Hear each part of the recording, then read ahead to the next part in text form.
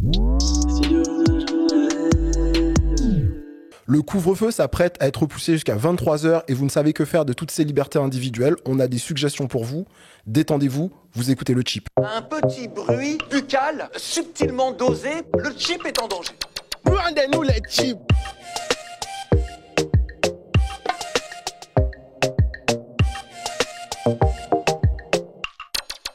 Bonjour, je suis Kevin Donna et je suis ravi d'hoster cet épisode. Je suis comme toujours sublimé par mes partenaires de crime, mes suspects habituels, mes menaces pour la société. Mélanie Wonga. Bonjour Kevin. François Olac. Salut Kevin, j'adore ton intro. Et aujourd'hui, je suis accompagné d'une invitée 5 étoiles, Madame Dolores Baquela. Comment ça va, Dolores ? Eh ben, ça va très bien, merci. Cool. À l'heure où on enregistre, on a déjà sorti 3 épisodes. On est désormais disponible sur YouTube.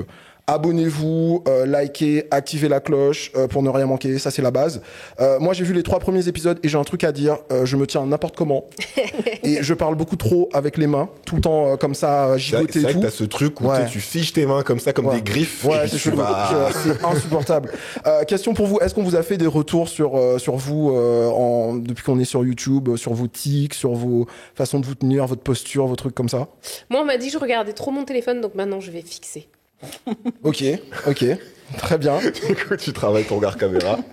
Et toi, François ? Non. Non, je suis parfait, beau gosse. Non, je bouge beaucoup la tête, un peu comme les Japonais. Tu parles avec les mains aussi, François. Ouais, tu parles aussi avec les mains, Ouais, c'est vrai. Et puis je bouge beaucoup la tête comme ça, je vais faire des trucs comme ça, comme si je...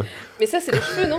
Peut-être, je sais pas. Là, moi, j'ai enlevé l'oreiller, le coussin derrière moi, parce que j'avais tendance, tu vois, à vraiment chiner comme dedans, ça. Donc, du coup, là, j'ai vraiment le dos collé, ça, je vais être comme au collège. C'est bien. Autre chose à ajouter sur le fait bonjour Dolores, merci d'être sur venue. YouTube. Dolores. YouTube. Merci de m'avoir invité. Je glousse déjà depuis, ça fait beaucoup trop. J'espère qu'on va pas rigoler toute l'émission. On est là pour parler de vrais sujets. On est là pour rigoler aussi. Faut rigoler un peu quand même. C'est vrai. Dans la détente. C'est vrai. Merci en tout cas. Bah écoute, aujourd'hui, on avait envie de parler de musique et il y a un article qui est paru dans l'IB fin mai qui a retenu notre attention, mon attention, piqué notre curiosité. Un article qui établit une filiation entre les tubes de la pop urbaine, d'Aya Nakamura à Taiki, et qui met en avant un genre sous-coté, sous-estimé mais surexploité, le zouk. Ouais. Cet article, donc c'est toi qui l'as signé.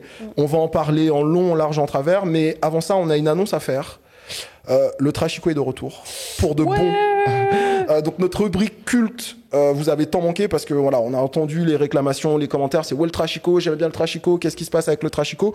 Aujourd'hui, c'est Mélanie qui s'y colle. Ouais, c'est moi. Tu vas nous parler d'un mot qui fait débat.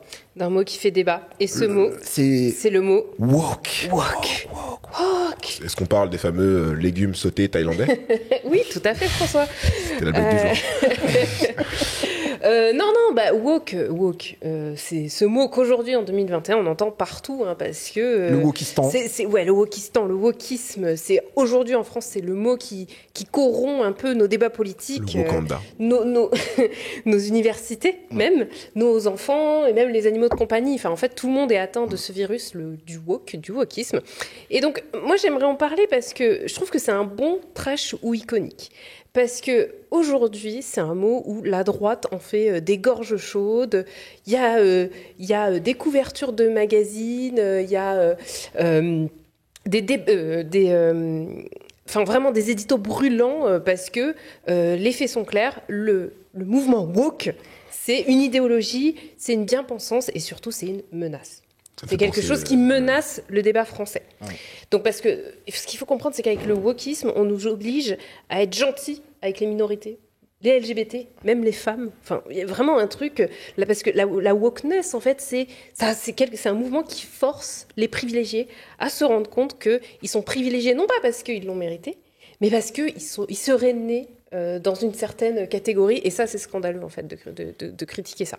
Comment tu définirais genre wokeness, woke, parce que... Alors, c'est ça, c'est intéressant. On va revenir à la base. Woke, à la base, c'est aux origines, ça vient bien évidemment, comme beaucoup de choses, de la black culture.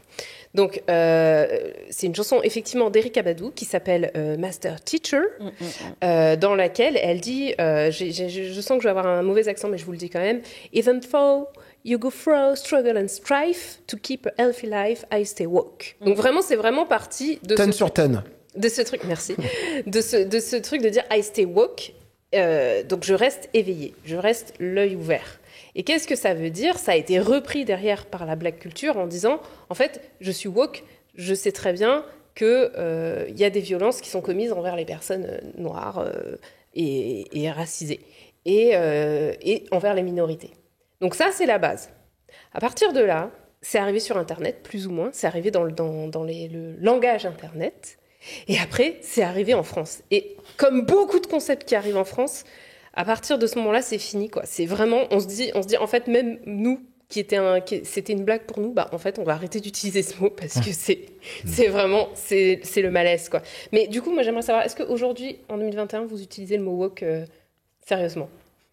Non, moi je pense que je l'utilisais peut-être en 2014, 2015, 2016 de façon un peu pseudo-ironique et voilà, mais en fait j'allais dire justement, j'allais employer une expression un peu malaisante et problématique, mais j'allais dire que parfois ces expressions qui partent des États-Unis et qui arrivent en France sont tellement déformées qu'on dirait le téléphone arabe, mais je crois que c'est cancel ça aussi comme non, on comme dit plus téléphone arabe, Kevin, c'est fini. Qu'est-ce Maintenant qu'on on dit dit Gartic Phone comme le jeu. Tu sais, il y a un jeu, bah en fait c'est le jeu du téléphone arabe, donc Okay. c'est un jeu sur internet qui s'appelle Gartic Phone. Ok, ben voilà. Enchaînement. Mais ouais, c'est le moulin, enfin je sais pas. Perte de sens. On peut plus trop dire, c'est cancel justement. Et vous? Moi, c'est un peu comme le dab, en fait. C'est-à-dire que ça a été cool pendant quelques mois. Et puis, quand j'ai vu Fillon le faire, j'ai dit, bon, c'est bon, je vous laisse. C'est un peu pareil avec le wokisme, quoi. De le reste à... Moi, c'est marrant, c'est un mot que j'ai beaucoup plus lu qu'entendu dire. Ouais. Donc, c'est pas un mot qui même me viendrait à l'esprit pour qualifier ou définir quelque chose. C'est-à-dire, je vois ce que ça voulait dire. Je voyais ce que ça voulait dire. Je l'entendais voilà, dans la chanson qui est d'ailleurs très bien d'Erykah Badu. Mais après, donc du coup, je l'ai jamais utilisé, je l'ai jamais écrit. Ouais. Bah, ouais. Et puis là, maintenant, c'est devenu complètement rincé, quoi. Bah, comme le dab, c'est parfait, en fait. C'est-à-dire que les gens, peut-être, font encore des challenges, ils se disent, je vais le placer, mais non, ça va pas. Par contre, ça soulève des sujets où t'es là. Ouais, on est mal barré quand même. Ouais. Puis en plus, le truc, c'est que même, j'ai l'impression, comme tu disais, Kevin, même les personnes noires déjà utilisaient un peu ce mot au second degré, quoi. Tu vois, on n'a jamais été vraiment genre, oui, on va faire... Enfin, il y a eu des t-shirts Stay Woke, mais on n'était jamais à fond en mode c'est hyper sérieux. Et même dans la série Dear White People, à un moment, ils avaient créé une appli qui s'appelait Woke or Not, où tu devais noter les gens pour savoir s'ils étaient woke or not. Enfin, c'était déjà du foutage de gueule, en vrai. Mais je crois qu'il y a eu un média vraiment internet vidéo qui s'appelait Woke, en fait, Woke Media ou quelque chose comme ça. Ouais, qui a apparu justement dans la période, tu parlais, 2014, 2015, peut-être 2016, 2017, comme ça. Ouais. Je pense que quand même, après, il y a aussi des gens qui l'ont pris avec sérieux parce que c'était peut-être le successeur de, je sais pas, de plein de théories afrocentristes, du panafricanisme, de justice sociale, et tout. Progressisme, en fait. Ouais, vraiment. Et que, comme tu le dis, c'est vrai que ça a été caricaturé par des personnes, en fait, qui, toute la journée, ils savent pas. Attaque, quoi. Bah ouais, non, ils savent pas ce que ça veut dire que d'avoir besoin d'être. Mais c'est ça. Et puis en plus, je pense qu'il y a vraiment un truc, c'est que franchement, les Blancs qui récupèrent la culture noire, ils la gâchent, quoi. Enfin, ils gâchent le truc, en fait. Ils gâtent. Non, mais c'est ça. Il y a des trucs qui sont des noms de code, des paroles de chansons, même juste des mèmes. Ça devient, en fait, des éléments de langage utilisés pour nous ridiculiser, quoi. Et ça perd toute la saveur, un peu... Je sais pas si je peux la faire, mais je la fais quand même un peu comme la cuisine occidentale. Un petit peu. On a perdu les épices. Voilà, c'est plus très goûtu. Mais voilà, en gros, moi du coup j'ai un conseil, c'est créer vos propres mots. Arrêtez de venir piller le lexique de la black culture là, et pour nourrir vos débats entre chauves d'extrême droite à la télévision. Enfin, J'ai un truc à ajouter. Tu disais quand tu disais créer vos propres mots, vos propres expressions. Moi, depuis le début, je pense à un truc. Je pense à Aware. Il y a 20 ans, à l'époque de Jean-Claude Van Damme, qui voulait à peu près dire la même chose, mais c'était pas sur la justice sociale, mais il avait vraiment diffusé le truc de je suis aware, t'es aware, etc. Donc c'est un peu pour les gens à l'ancienne. Mais comme souvent, hein, Jean-Claude Van Damme a souvent été en avance sur son temps. Mais je pense qu'il se faisait vanner parce que justement, il y avait ce côté un peu bilingue qui met très mal à l'aise ici, parce que Jean-Claude Van Damme était complètement bilingue en ayant travaillé à Hollywood, donc il faisait des trucs en français et puis il mettait des mots en anglais et ça mindfuckait les gens, et je crois que c'est un peu la même chose. Hein. C'est un peu la même chose avec les gens dans les commentaires du type qui disent arrêtez de parler franglais, tu vois. Finalement, parce que Jean-Claude Van Damme, encore une fois, c'était, tu vois, c'est le OG. Ah, il était là avant son heure. L'original gangster. Ouais. Tu sais que le Kuduro, le nom Kuduro et la danse du Kuduro viennent aussi de Jean-Claude Van Damme. Je suis extrêmement sérieux. En fait, Le truc d'Angola, là Ah oui, je digresse un petit peu du coup, mais en gros, c'est un chorégraphe qui a plus ou moins inventé le terme et la danse du kuduro. Et en fait, il s'est inspiré d'un film de Jean-Claude Van Damme que je peux plus vous nommer, qui est sorti genre en 90 par là, où en fait Jean-Claude Van Damme est habillé en blanc et il danse, il danse très mal, mais il a une façon de chalouper un peu bizarre. Ouais, et mais Jean-Claude Van Damme, c'est des chiffres, ça. Voilà, et en fait Jean-Claude Van Damme à l'époque, il était machin, il était en forme, il avait un beau bouti, et du coup kuduro en portugais, c'est comme ça que le gars il a dit, le fameux chorégraphe, il a dit je vais appeler ça kuduro en hommage à Jean-Claude Van Damme. Voilà, fun fact. The more you know. Mais tout ça pour dire que partout à la télé, aujourd'hui dans les médias, les personnalités de droite et d'extrême droite, on leur déroule le tapis rouge, elles sont dans les abribus.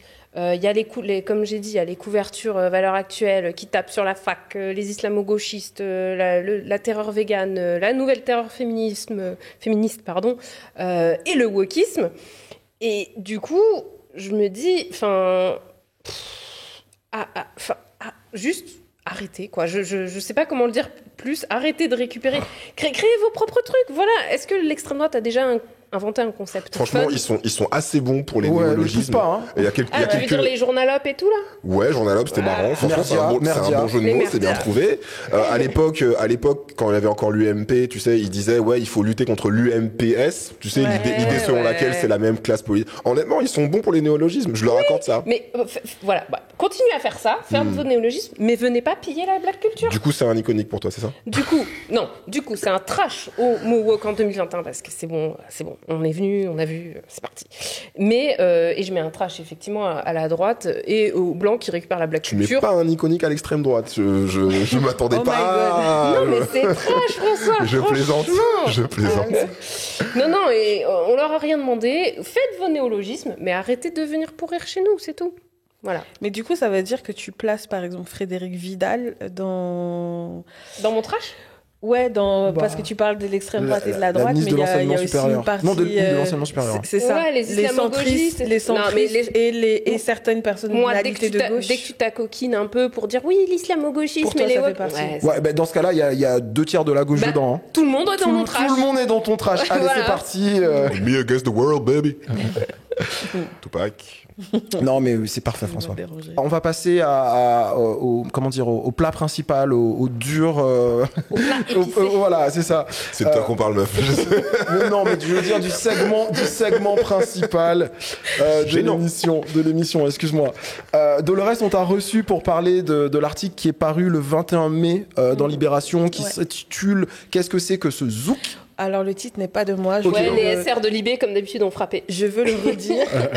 Et en plus, il y a la couve, parce que c'est un dossier, et c'est « Quoi qu'il en zouk ». Ah, j'avais pas vu par contre, ce surtitre-là, je l'avais pas vu. Non, mais pourquoi les jeux de mots comme ça? Je ne sais pas. On a compris de quoi on parle. Oui. C'est très interpellant, mais je n'ai rien à faire avec. Est-ce que tu te désolidarises? Est-ce que tu es au-delà du titre, est-ce que tu es contente des retours que tu as eus sur l'article? En fait, je suis un peu étonnée parce que il y a beaucoup de gens qui étaient là, c'est super. En fait, il y a cette idée que dans le mainstream, en tout cas, on n'en parle pas assez de cette musique. Donc ça m'a vraiment choquée. Je me disais, mais attendez, je comprends pas. Tu peux nous le résumer un petit peu en quelques mots, l'article? En gros, l'article, alors, il y a eu plusieurs pistes, mais quand même, l'idée, c'était, parce que moi, j'écris beaucoup sur les musiques qu'on appelle urbaines. Ouais. Et en gros, je voulais en parler différemment et remettre au centre, en fait, d'un coup, je me suis dit, mais attends, le zouk, en fait, c'est une musique.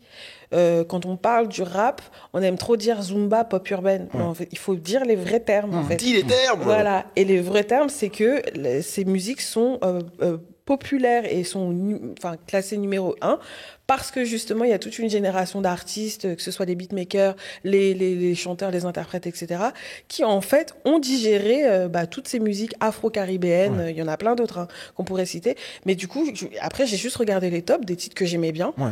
Et je me suis rendu compte que il y avait bon nombre de titres qui cartonnent. C'est des titres en fait où il y a des effluves ou des inflexions zouk, quoi, tout bêtement. Et comme on a parlé de la congolisation, enfin pas moi, mais Sindanu Kasongo avait parlé de ça et d'autres. Hein, je me suis dit, pourquoi on dit jamais que des titres de pop urbaine sont en vrai des titres qui en gros se basent complètement sur le zouk, quoi. C'était vraiment le point de départ. Zoukisation, quoi. Voilà, on peut dire ça aussi. Zoukisation des esprits, créolisation. Créolisation, en plus. Voilà, et c'est ça. Édouard Glissant adorerait. Et voilà, et donc c'était vraiment ça l'idée. Et ensuite, et après, là-dedans, il y a énormément de sujets que j'ai effleurés parce que j'avais qu'un article. Ouais. Mais il y a énormément de sujets dont il faut absolument parler et dont l'article était l'occasion de le faire. La question du marché aussi de cette musique qui continue d'exister en fait. Ouais. Mais de notre point de vue genre d'hexagonaux, du centre. Voilà, c'est une musique qu'on continue de voir et d'entendre l'été éventuellement, quoi. Tu sais, t'es là, mais de quoi faut... Quand tu regardes un peu, tu te dis mais c'est une musique qui est archi vivante en dehors du fait qu'elle est réutilisée par la musique urbaine. Commençons par le commencement, par l'article. En fait, au début, tu donnes tu cites Jacob Desvarieux, donc de Kassav, qui affirme que avant d'être un genre musical, le zouk c'est un constat, le marqueur d'une région. Est-ce que tu peux un peu élaborer, expliquer ce que ça veut dire? Alors j'ai eu la chance effectivement d'avoir Jacob Desvarieux et Pierre-Édouard Décimus, donc qui font partie de la formation exactement. Ce qui est hyper intéressant et je trouve que, pour le coup. Il y a vraiment ce truc c'est une musique commerciale. Le zouk, c'est une musique limite qu'on réduit au zouk love. Mais en vrai, il n'y a pas de mal à entendre chanter l'amour et quand c'est bien chanté en plus, voilà. Mais il y a ce truc où en fait, on oublie qu'à la base, c'est quand même une musique post-coloniale, c'est une musique qui est quand même marquée par... c'est une musique qui est éminemment française, parce que c'est une musique de l'histoire qui raconte, en fait, ce que c'est que l'histoire de France, qui est une histoire violente, et à la base de leur réflexion, parce qu'à la base, en fait, Kassav, le zouk, ils nous disent, voilà, nous, c'est un laboratoire d'expérimentation musicale. Je veux dire, moi, rien que ça, je me dis, mais waouh, en fait, ça doit faire rêver tout le monde. Il y a combien d'années qu'on n'a pas créé et inventé une nouvelle musique? Ils ont pris plein d'influences différentes qui les touchaient à l'époque. Et parce que déjà, d'une part, c'est pas moi qui vais vous l'apprendre, mais voilà, les Antilles sont un carrefour, musicalement, socialement, culturellement, historiquement. Et ensuite, voilà, ils ont des vécus aussi différents, un rapport avec l'Hexagone, avec l'Afrique aussi. Donc, nourri de plein de musique. C'est aussi un territoire qui est près des États-Unis. Donc, la salsa, la musique jamaïcaine, qui devient une musique qu'on reconnaît entre mille. Et donc, tout ça, en fait, va nourrir, en fait, la réflexion autour de... Nous, on aime la pop, on aime la chanson française, on aime, voilà, ce qu'il y avait à l'époque. Mais... on manque d'une musique jeune, populaire, créée en fait de nos influences, des rythmes qui existent aux Antilles. Évidemment, la biguine, la cadence, il y a le compas aussi qui traverse et le guoka, donc la base rythmique. Et pareil, le guoka. Quand tu regardes les danses guoka, tu te rends compte que quand tu vas en Guinée-Conakry, les danses, les rythmes ne sont pas si éloignés. Donc tout ça, en fait, il y a une logique implacable. Mais voilà, il y a toute cette question de cette musique post-coloniale créée par des gens qui ont une histoire diverse et qui sont ouverts et en même temps qui sont très conscients de cette histoire. Et c'est un acte... politique. Un acte politique... que moi je trouve, mais ça c'est que je trouve révolutionnaire d'ailleurs, la preuve, ils ont créé un genre qui jusqu'à maintenant. Mais tu parles de racines postcoloniales et de la dimension identitaire, on va dire, du zouk. C'est important de rappeler ça pour réhabiliter, on va dire, le zouk dans la conscience collective française. Mais moi j'ai même envie de dire que d'un point de vue purement musical, on a tendance aussi à oublier que le zouk c'est une musique de qualité, tu vois. Et c'est ça que j'aimais bien dans ton article. Ça m'a rappelé un autre article aussi par un journaliste, je crois qu'il s'appelle Brice Miclet, qui a un peu un angle différent du tien, mais c'était toujours dans cette idée de montrer que le zouk c'est une musique sérieuse et une musique ultra technique. Et ça c'est un truc que j'ai vraiment kiffé dans ton papier. En faisant des petites recherches, par exemple, je trouve une anecdote comme ça sur Kassav, encore une fois. c'est Miles Davis, donc le célèbre jazzman, qui dit dans les années 80 dans son autobiographie que le gars il a écouté Kassav et qu'il a adoré et qu'il a en fait il travaillait avec en gros pour la faire simple, il travaillait avec Chris Miller et Quincy Troupé. Quincy Troupé, merci, qui est poète, c'est ça? Quincy Troupé, il est je ne sais plus. Ouais, c'est un poète, homme de lettres, etc. Et en gros, il travaille avec ce mec qui s'appelle Quincy Troupé et qui avait une maison en Guadeloupe. Du coup, le mec lui ramène des disques de Kassav aux États-Unis et là, il écoute et il est matrixé par Kassav et il va s'inspirer du coup de Kassav pour son album Amandla. Donc c'est ça aussi que je trouve toujours un peu déprimant, si tu veux, dans la perception qu'on a en France du zouk, c'est qu'on a tendance à voir ça comme une musique légère, comme une musique de tube de l'été, etc. Et appliquer des carcans doudouistes, le fameux doudouisme, c'est-à-dire musique liée à l'été, alors que le concept de chanson de l'été dans des îles tropicales, ça n'a pas vraiment de sens, à vraiment minorer, à réduire le truc, à le mettre juste sur des chansons de déception sentimentale, alors que ça peut être plein de thèmes divers et variés. Donc le côté, ça c'est on en parlait avec l'attaché de presse en fait historique, qui accompagne depuis longtemps Kassav sur la presse, etc. Et avec Specta aussi, donc tout l'aspect très doudouiste, donc les cocotiers et tout, qui font que on considère que et la compagnie créole et Kassav, c'est la même chose.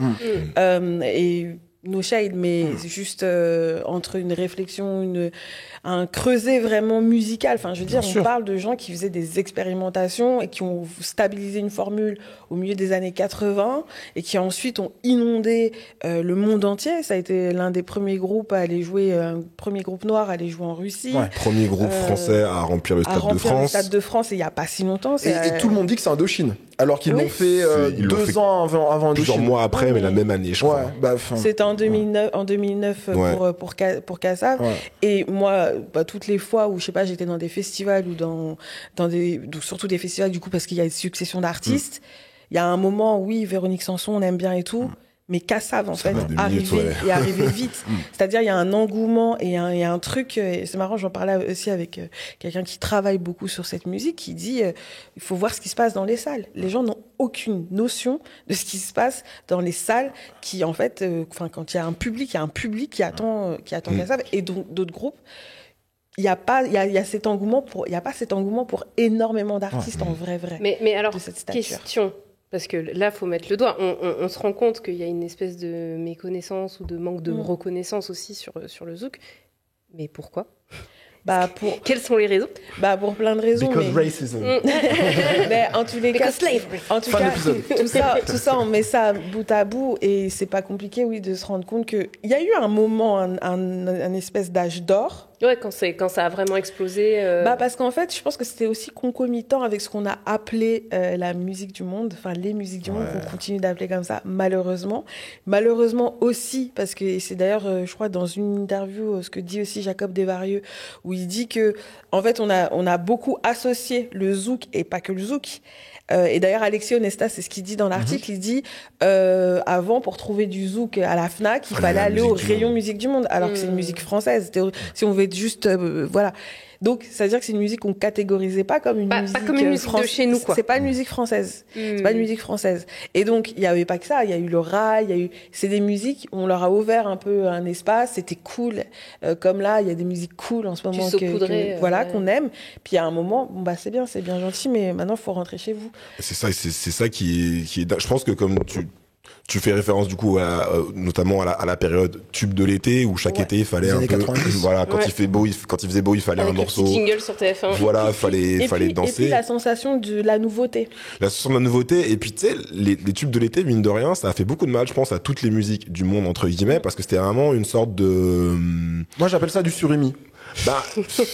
Pourquoi ? Parce que j'aime pas le surimi, que c'est un mélange de trucs pas nobles, etc., qu'on agglomère, et c'est un peu ça, pour moi, ce qu'on a fait. Donc il y a Kalelo, non ? Ce que je veux dire, c'est qu'ils ont fait la même chose au zouk qu'ils ont du coup fait à la lambada, donc à tout ce qui est bossa nova, au rail également. À chaque fois, c'était des musiques qui étaient prêtes à la consommation et réduites à quelque chose de très unidimensionnel. Et puis on jette. Et du coup, encore aujourd'hui, même avec la zumba dans le rap, par exemple, moi j'ai pas jeté, c'est toujours sur ma playlist. Tu vois, Mais il y a- oui, il y a- il y a- l'usage était il y a- fait. il y a ce truc où maintenant, du coup, on va estimer que le zouk et toutes les autres musiques qui sont passées par ce filtre des tubes de l'été, ce sont pas des musiques sérieuses, voilà, nobles, crédibles.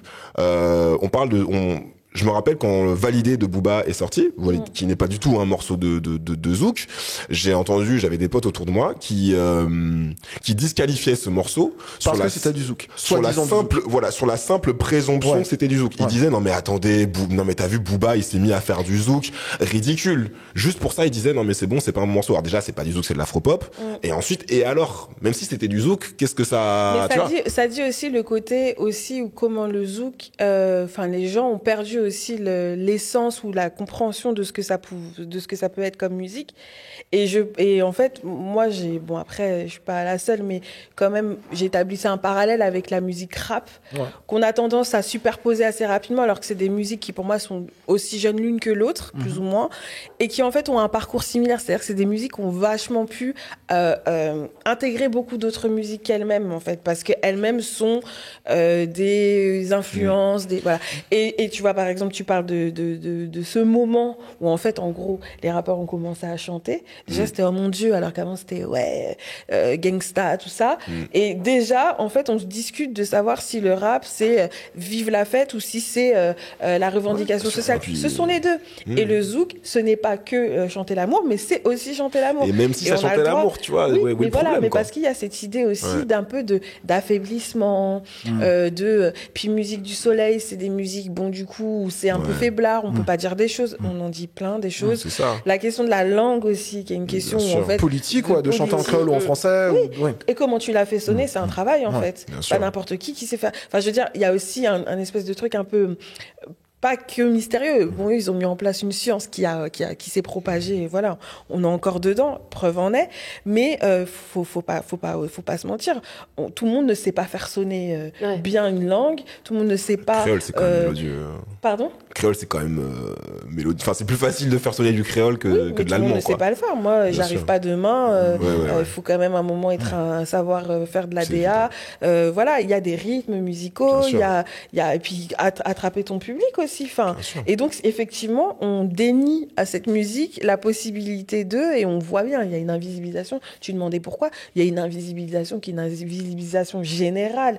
Là, j'en parlais. On a l'impression qu'on peut pas intellectualiser cette musique, mais pourquoi en fait? Vous comprenez déjà ce qui est raconté? Vous savez dans quel climat social en fait cette musique elle est faite? Quelle puissance en fait elle a? Enfin, il y a tellement de choses à en dire.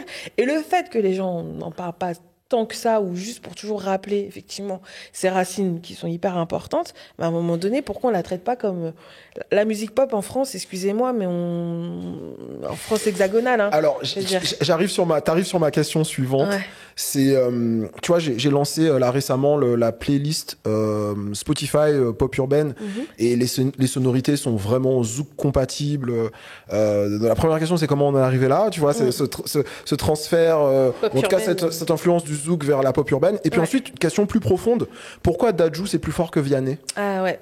C'est pas une question profonde, Kevin. C'est une question profonde. C'est évident que c'est mieux. C'est une question profonde parce qu'il y a une sortie de Vianney l'année dernière au sujet de Dadju qui m'a énormément irrité, où il a disait dit quoi? Mais il c'est disait un qu'en gros, personnage irritant. en gros, il disait que Spotify c'était pas bien parce que ça récompensait les artistes qui streamaient trop, et donc le père de famille frère, qui paye un abonnement Spotify à sa famille, lui il écoute je sais pas Neil Young, et en fait c'est son fils, à cause de son fils qui écoute 10 fois Dadju par jour. Frère, c'est le capitalisme, pourquoi? Frérot, Bref. on appelle ça Quand ça marche pas pour toi, l'algorithme. c'est pas bien, quoi. Exactement. Donc Dolores, ton point de vue sur ça, comment on est arrivé là, et pourquoi Dadju c'est plus important que Vianney Eh ben, en parce que je 2021? pense que tout simplement, je sais pas de quelle génération vous êtes, mais si on considère que Kassav, ils ont stabilisé la formule Zouk au milieu des années 80, il y a toute une génération en fait qui a grandi avec cette musique et qui, au contraire des dominants de l'industrie, se sont jamais dit c'est quoi cette musique? Mais c'est la musique de l'été. Non, eux, en fait,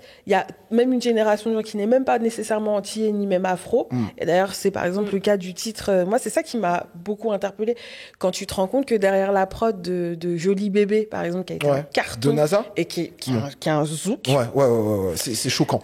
Voilà, c'est du zouk. chanté par 2 rappeurs, dont 2 qui sont en fait africains d'origine, congolais des 2, donc d'une région quand même d'un pays Éloigné quoi, des Antilles. Éloigné, mais quand même qui a un vrai lien pour. Non, je voulais dire géographiquement. Oui, mais qui a un vrai lien au Kinshasa, niveau 1988, concert de Kassav. déjà musical, un vrai lien aussi en termes de comment cette musique, la rumba, a complètement immergé, innervé la musique actuelle. Donc il y a vraiment des vrais parallèles. Un amour sans doute pour cette musique. Et la prod, il y a 2 mecs qui font la prod qui sont pas du tout antillais. Et bon, moi, ils n'ont pas parlé publiquement dans l'article, mais je les avais contactés parce que je trouvais ça intéressant. Et ça fait partie de leur culture.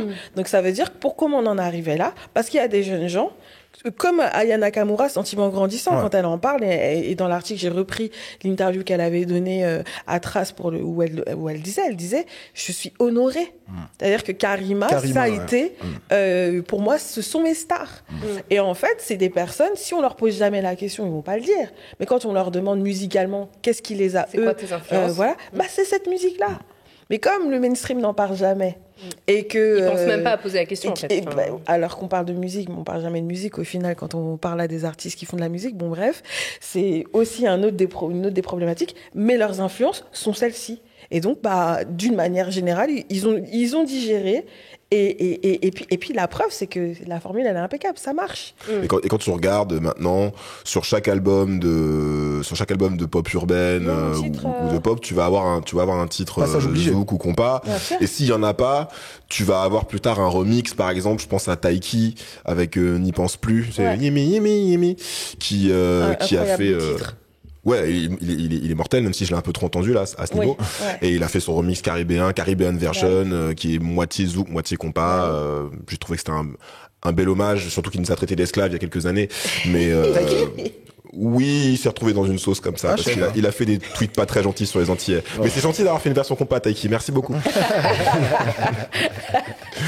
Mais le titre est efficace parce que justement la formule elle l'est en fait. Bien sûr. Maintenant ils se rendent compte. Et puis c'est comme l'ascenseur pour être numéro 1.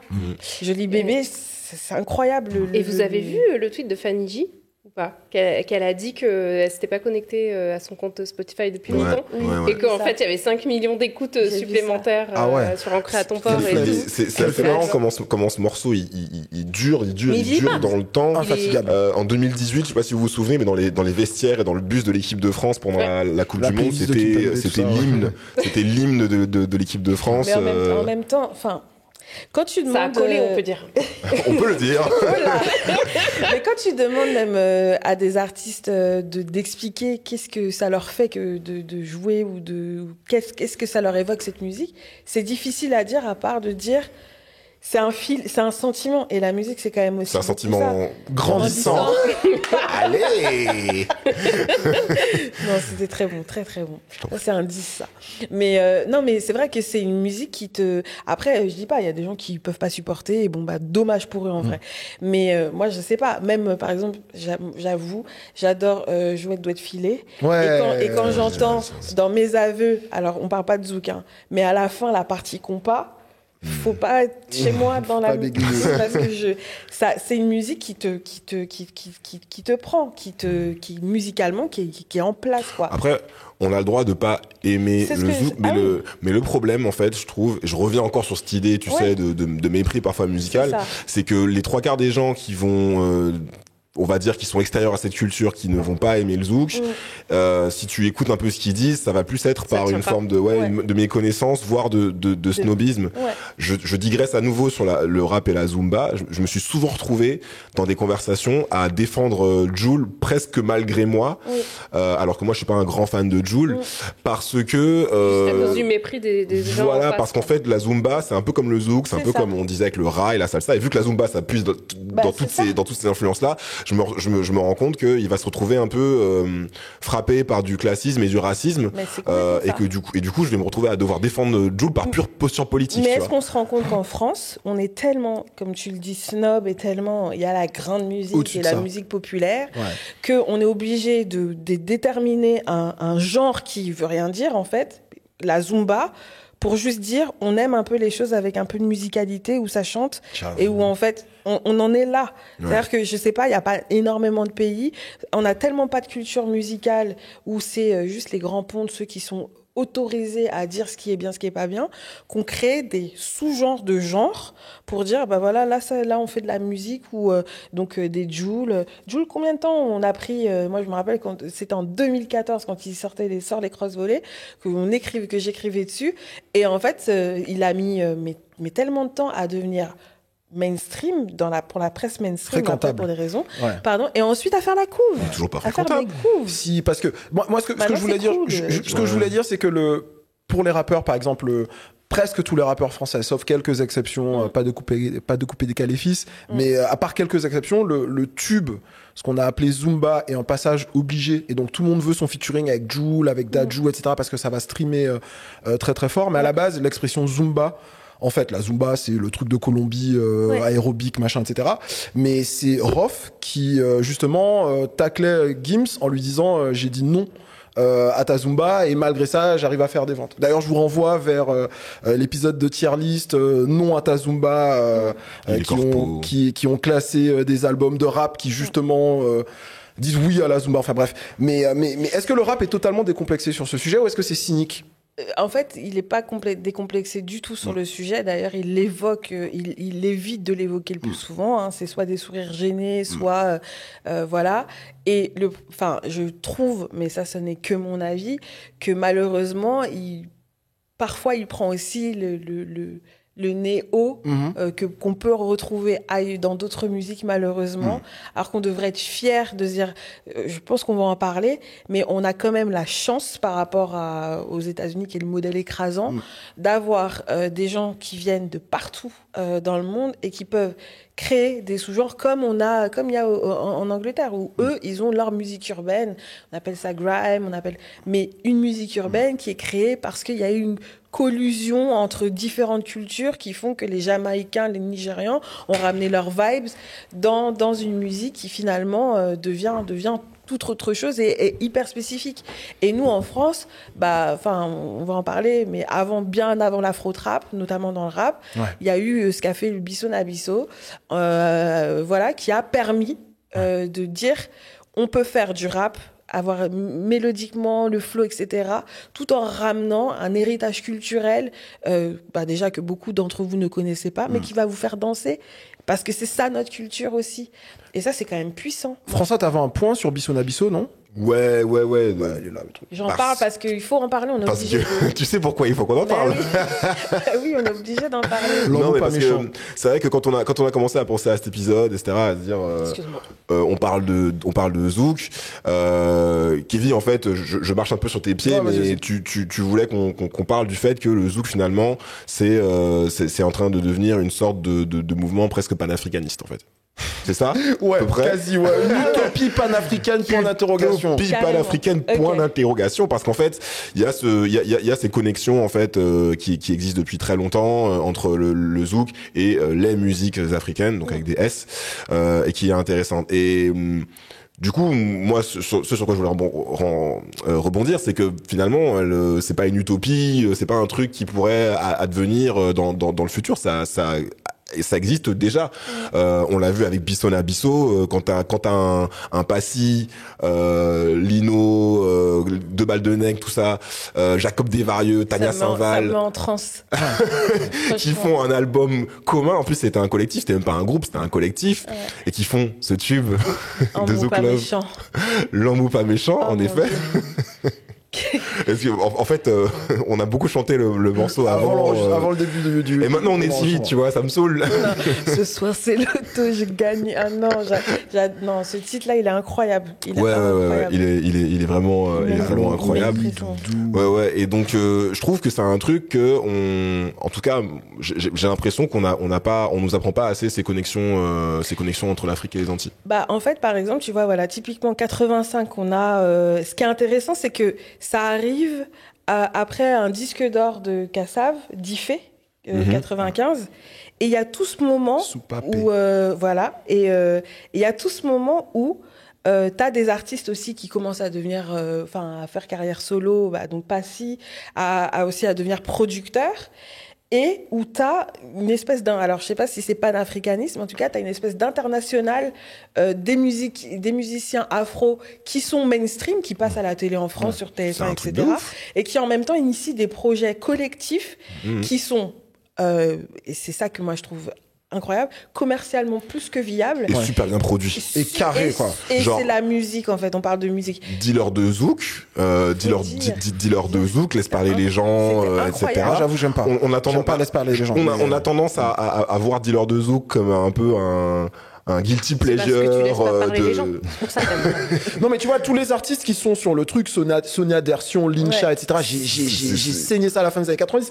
Mais Dealer de zouk, en fait, je m'apprête à venir m'installer ici. Et c'est trop en français, c'est trop machin, c'est évidemment trop c'est formaté pour la radio hexagonale. Et ça, je le comprends, mais c'est vrai qu'il y a en tout cas, il y a ce moment qui s'ouvre, qui est en fait finalement comme une deuxième époque. On est déjà dans cette première phase en vrai de zoukisation de la musique urbaine en fait. C'est-à-dire qu'on est déjà sur des gens qui disent nous on était en gros l'équivalent, j'exagère mais peut-être on était ce groupe là, Ministère Amer, etc. Et d'un coup on a envie aussi on n'est pas juste là pour passer en radio et tout. Si on doit passer en radio, on veut laisser des choses. Ça veut dire que moi personnellement par exemple, c'est aussi grâce à des projets comme ça que j'ai pu aussi aller découvrir la musique par exemple congolaise que ma mère écoutait qu'elle me faisait pas forcément écouter. Faut dire que ces gens-là ont ouvert des voies et des portes vers des musiques que eux-mêmes écoutaient quand ils étaient petits. Tu vois, bien sûr. En faisant des tubes. Mais c'est pour ça que je posais la question de complexe, de complexer, décomplexer, parce que moi, ce que j'ai longtemps reproché au rap français, on a tout reproché au rap français, tout et son contraire. Moi, ce que j'ai reproché au rap français, c'est d'aller puiser des samples, d'aller faire des reprises d'un patrimoine culturel français que je trouve musicalement pas ouf, des trucs pas foufou, très franchouillards, tout en ayant un mépris pour ce qu'ils allaient qualifier de Zumba, alors que c'était la musique de leurs parents et que c'était culturellement méga riche. Et je parle pas que des Antillais, je parle des Congolais, des Sénégalais, etc. Mais après ça, c'est vrai que tu te rends compte que quand tu grandis en hexagone, et c'est pour ça qu'en fait l'article, peut-être qu'il y a des personnes qui ont grandi, vécu aux Antilles, qui vont se dire ouais mais ça on le sait déjà. Oui mais en fait il faut pas se mentir. En grandissant ici, on n'a pas le même impact, on n'a pas le même contact avec les musiques de nos parents. Parfois, ils les transmettent, parfois pas. Et en fait, il y a aussi toujours cette question de la validation et de ce qu'on entend à la radio. C'est-à-dire que on est peut-être plus enclin à aimer Johnny, j'exagère à peine, ou avoir été bercé par Johnny et on Sardou, nous a reproché etc. de pas être sur les Champs-Élysées. Sur les Champs-Élysées pour la mort de Johnny. Ah ouais. Ouais, ils ont dit qu'il n'y avait pas assez de noirs. Non, pas nous personnellement. Non, mais pas nous. Ils sont où les gens de cité? Alors que bon, en plus on savait que ça allait durer quand même des plombes. Mais enfin, voilà, on a peut-être plus, même par exemple quelqu'un comme Booba, il a repris, on entend du Brigitte Bardot, on entend du Gainsbourg, du Renaud, on entend du Sardou, le Renaud Mistral gagnant, c'est la revendication suprême. Et c'est vrai que ça arrivait tard. Et je pense qu'un projet comme le Bissau, qui est arrivé donc 10 ans après la formulation et ce moment où Kassav cartonne, ou même Wyclef Jean, je sais pas, mais Carnival, l'album Carnival, il y a Jacob Desvarieux sur un titre incroyable où en fait ils sont ensemble et musicalement, je suis désolée et ça reste, je sais pas, l'album il a 23 ans maintenant, ça reste un monument en fait, c'est tout, un classique. Je trouve, alors après c'est ma propre perception, j'ai pas envie qu'on me retire ma carte d'antillais si je dis une connerie, mais j'ai quand même l'impression que les connexions diasporiques en fait dont tu parles, j'ai l'impression qu'aux Antilles on les connaît pas toujours bien. Non plus. Par exemple, j'ai découvert extrêmement tard l'existence de l'afro-zouk. Genre je sais très bien que le zouk a infusé des musiques africaines et vice versa, mais par exemple je savais pas qu'il y avait des gens sur le continent qui faisaient du zouk. Genre par exemple j'ai découvert très récemment l'existence de Olivier Ngoma et c'est marrant parce que c'est un Gabonais qui a vu Kassav en concert du coup dans les années 80, le gars il est genre 25 ans. Il a été matrixé par Kassav et il s'est mis à faire du zouk, c'est devenu une des plus grandes stars de l'afro-zouk. Avec des tubes comme Bané et quand j'écoute ça moi en tant que simple antillais, c'est incroyable à quel point c'est la pureté en fait du truc, à quel point c'est vraiment du zouk, tu vois, by the book quoi. Monique Seka Okama Ndoudou, Okama Nyambe. Enfin, je le fais sûrement, je le fais très mal, ouais, je le fais sûrement très, très mal.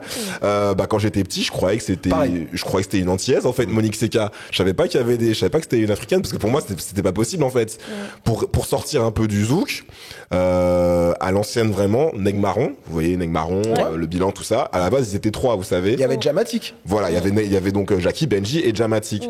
Et ils avaient un tube de raga qui passait en Martinique, en Guadeloupe, qui s'appelait l'argent dirige le monde. C'est la monnaie, c'est la monnaie qui dirige le monde, c'est la monnaie qui dirige la terre.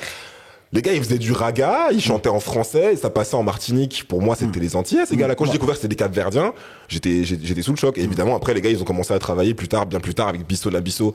Donc, ce que congolais, en tout cas, l'un d'eux, c'est Benji qui est congolais. Ah, je crois qu'il était Cap-Verdien.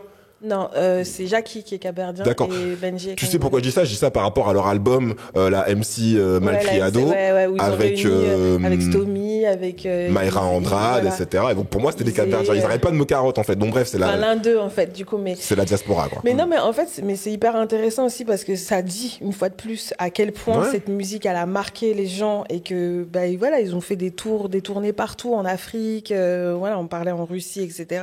D'une part, que c'est une musique qui n'est pas assez célébrée pour ce qu'elle a légué à une génération qui quand même lui rend hommage, mais dont on ne parle pas assez. T'as entendu parler du musée du Zouk? Oui.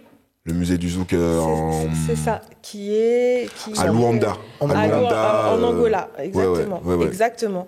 Et justement, mais ça c'est aussi d'autres questions que ouvraient que moi l'article, en fait, bon, j'espère qu'il y aura plus d'articles sur toutes ces questions-là, mais par exemple en parlant avec Claudie Sierre, que tout le monde connaît normalement, et voilà, il disait aussi qu'est-ce que nous on fait pour nous en tant qu'Antillais, moi je suis pas antillaise, pour institutionnaliser. Tu peux venir avec cet article.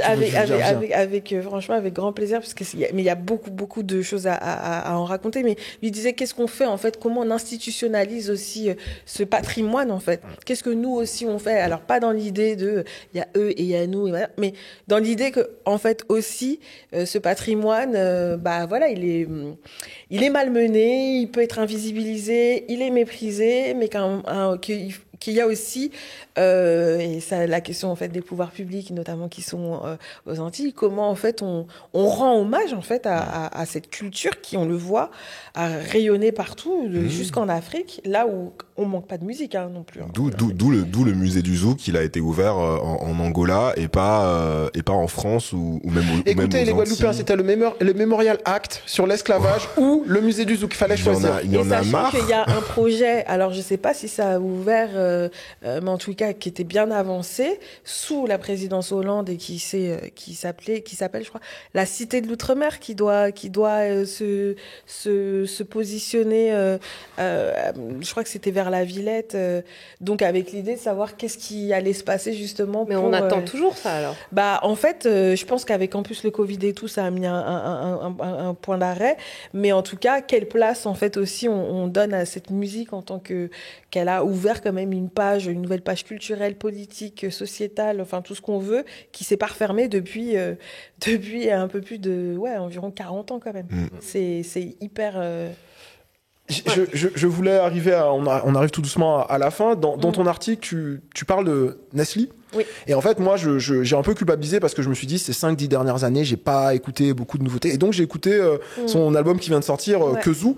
Et il y a un morceau qui m'a beaucoup fait plaisir, le morceau qui s'appelle La Tchatch, qui, même si c'est pas du tout la même thématique, c'est l'air, on dirait aujourd'hui la top line d'un classique, en fait, de la musique congolaise, Indépendance Tcha-Tcha, de Grand Calais, et qui est passé, en fait, par une reprise. Moi, j'ai découvert par une reprise par Balogi, auditeur du chip, rappeur congolais belge. Et c'est super intéressant parce qu'en plus, dans son identité, Nestlé, elle est égyptienne, martiniquaise, guyanaise, star du zouk, mais implantée ici. Enfin, c'est vraiment, ça montre bien, en fait, cette espèce d'Atlantique noir, j'ai envie de dire, qui dialogue, etc. Et c'est super cool, quoi. Oui, et puis, alors, c'est vrai que ça, on l'a pas forcément, mais c'est vrai que l'article, on m'a dit aussi, il y a beaucoup de femmes. Alors après, moi, c'est un peu mon prisme. C'est-à-dire que ce qui est intéressant, c'est dans cette génération qui peut être basée ici ou qui est née là-bas, mais qui se relocalise ici. Enfin, il y a tellement de parcours et en fait, ce serait dommage aussi de figer. Ouais. Donc, la question aussi de l'identité de cette musique, de la figer comme on aurait figé par exemple le reggae.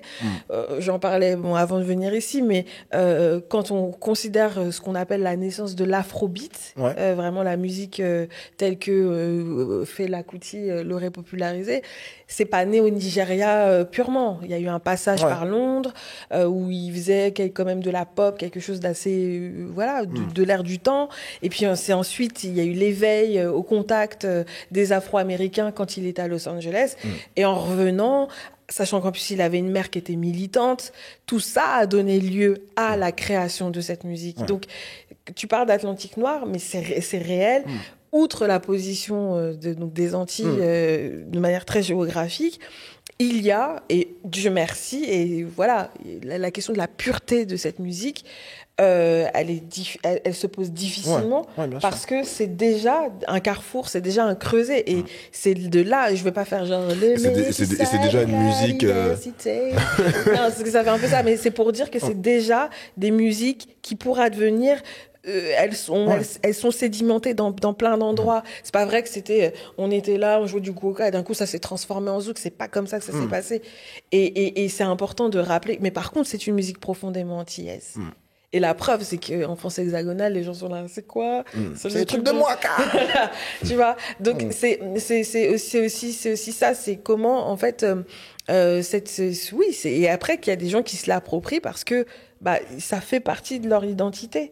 Tu es antillaise, mais tu as grandi ici. Mais en fait, tu peux faire cette musique et les gens peuvent te couronner.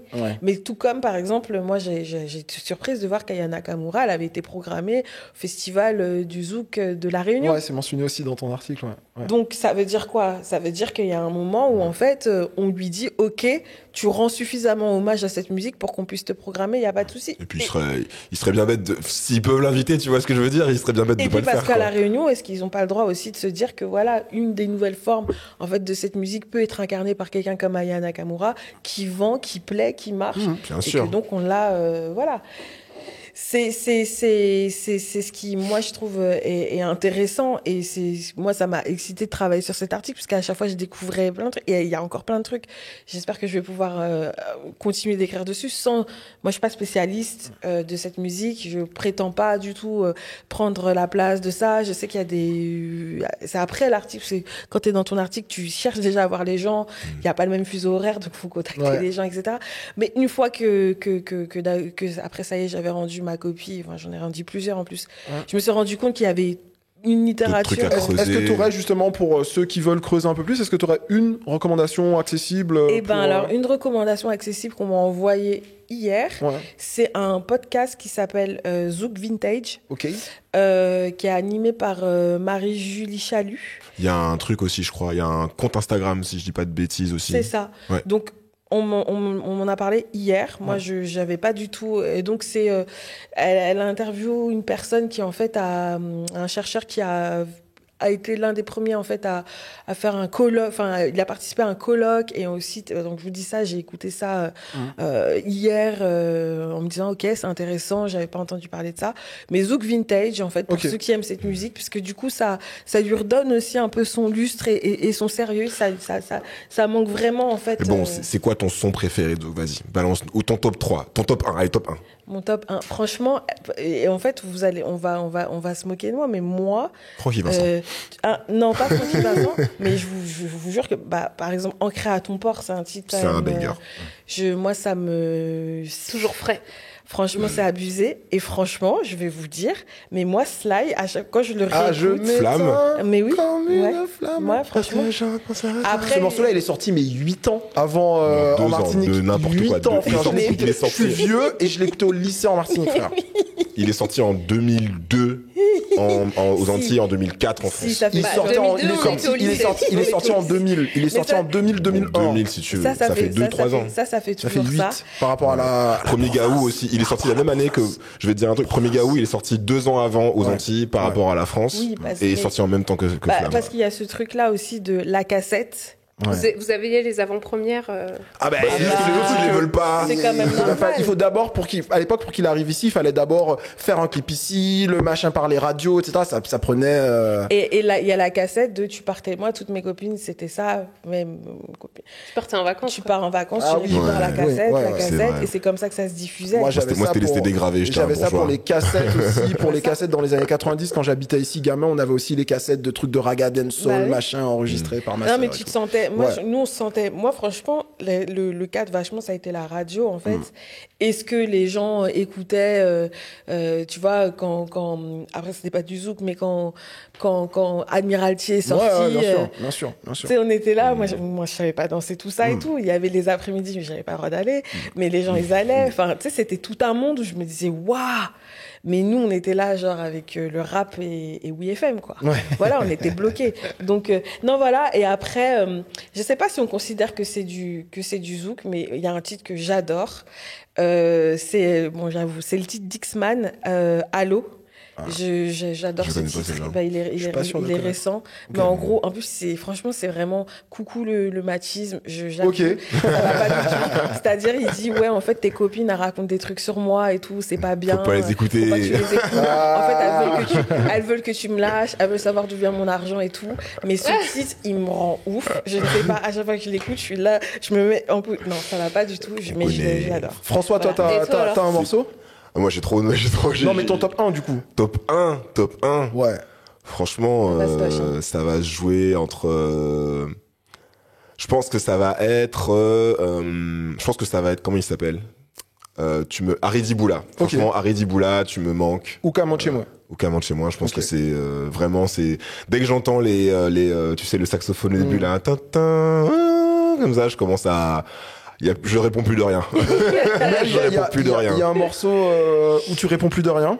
En fait, moi, ma mère écoutait beaucoup de zouk quand j'étais enfant. Donc Ok. c'est vraiment pareil, une musique qui était vraiment présente Dans le foyer. dans le foyer, dans mon enfance et tout.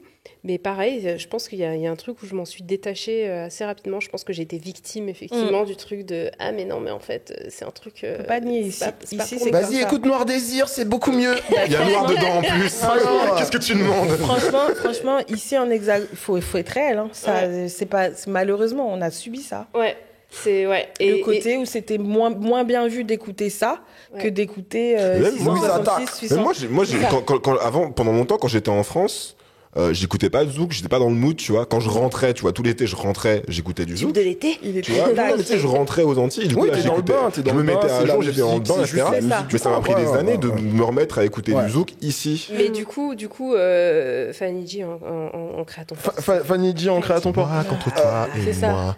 un jour ça va Coller. Avec les vagues en dessous. Nanana. Mais même Père Lama, elle était incroyable. Moi, Perle je suis Lama, désolée. banger Elle a sur une banger. voix incroyable. Alors moi, Thierry Cam, excusez-moi, je commence à se faire une playlist. tu name drop. Non, moi je dirais, personne m'a demandé, mais si je devais dire mon top 1, je pense que ce serait Jocelyne Berroir, Sakitala. Parce que déjà de 1, ça commence presque par un poème, c'est trop beau. Et puis en plus, c'est vraiment une meuf qui parle à son mec et qui lui dit... Quand t'es avec moi, sois un peu discret, quoi. Sois un peu discret sur ce que tu m'as, ce que tu fais, etc. Et je trouve que ça, c'est tellement bien amené. La musique est magnifique. Elle a une voix de génie. Et puis sinon, ouais, tout Ania Saint-Val, tout, enfin, plein de Est-ce que trucs, tu sais faire le je t'aime de Ancré à ton port? Je t'aime. Ah oui, Mais ça varie un peu. Moi j'aime bien. Elle a fait le remix. Il y avait le remix masculin aussi avec Marvin. Non, Warren. C'est qui est Warren. son- Et lui aussi, là, le je t'aime de Warren, il est lourd. Il est Non, lourd. mais franchement, Il est lourd. il faut que les gens ils arrêtent de penser que ça c'est. Et est-ce que, excusez-moi, là, je suis parti, mais est-ce que il y a pas longtemps, j'ai réécouté un vieux son de 2007, les DS. Ah, mais oui, mon Dieu! Ces années, tu m'as manqué. Et pour le coup, tomber. ça intègre le truc de la séparation géographique, de on va vivre, on quitte notre île, etc. Exactement. Ça change, c'est dur, mais on se souvient, enfin, il y a C'était tout dedans. relatable, mon pote. Mais J'étais ouais, en mais mode, ouais. Non mais franchement, tu vois, et en fait, c'est connecté à trop de choses en fait, Ouais. les uns pour les uns et les autres. C'est pas parce que ça part d'amour que forcément ça va te rappeler. Il y a aussi une vibe, un truc qui peut parfois être mélancolique ou parfois c'est juste, vas-y, on fait on fait la fête. Mais en vrai, la qualité intrinsèque des voix, enfin la voix de Parlama, je suis désolée, on peut dire ce qu'on veut, les gens peuvent considérer que elle avait une des plus belles voix, elle a une des plus belles voix en fait de la musique française. Faut juste le dire. On dirait que ça fait mal à la bouche aux gens de dire. Tu mets elle et tu mets toutes les autres là à côté. Franchement, il n'y avait pas photo. Et en fait, c'est même presque incompréhensible qu'on n'ait jamais osé. Limite, c'est presque comme si c'était trop bien pour qu'on puisse. Non, c'est le côté, tu vois. Il y a périphérique. Ouais. On est à la périphérie, les Antilles, en fait. Ouais. On pourrait refaire une heure en plus. Mais en tout cas, Dolores, merci beaucoup pour ta disponibilité. Merci de m'avoir invité.